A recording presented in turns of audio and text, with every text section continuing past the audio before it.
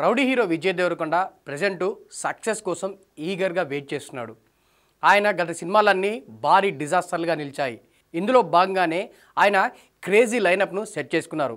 ఆ లైనప్లో వస్తున్న మరొక సినిమానే దిల్ రాజుతో చేస్తున్న మూవీ. ఈ సినిమాని దర్శకుడు రవికిరణ్ కోలా తెరకెక్కిస్తున్నాడు. ప్యాన్ ఇండియా లెవెల్లో ఇంటెన్స్ ఎమోషనల్ డ్రామాగా ఈ సినిమా తెరకెక్కబోతుందని దిల్ రాజు ఇప్పటికే చెప్పారు. దీనికి సంబంధించిన అఫీషియల్ అనౌన్స్మెంట్ కూడా చాలా కాలం క్రితమే వచ్చింది. ప్రెజెంట్ ప్రీ ప్రొడక్షన్ వర్క్ జరుగుతుంది. తాజాగా ఈ సినిమాకి సంబంధించిన ఒక క్రేజీ అప్డేట్ ఇచ్చారు దిల్ రాజు. సీతమ్మ వాకిట్లో సినిమాల చెట్టు రీ రిలీజ్ సంబంధించిన ప్రెస్ మీట్ నిర్వహించారు దిల్ రాజు. ఇందులో భాగంగా ఆయన మాట్లాడుతూ విజయ్ దేవరకొండతో ఆయన చేస్తున్న సినిమా గురించి హింట్ ఇచ్చారు.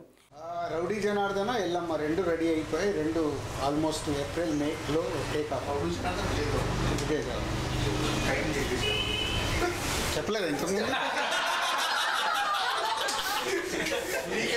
Okay, rowdy Janardhana Vijay Deverakonda cinema title, Yellamma Nithin title.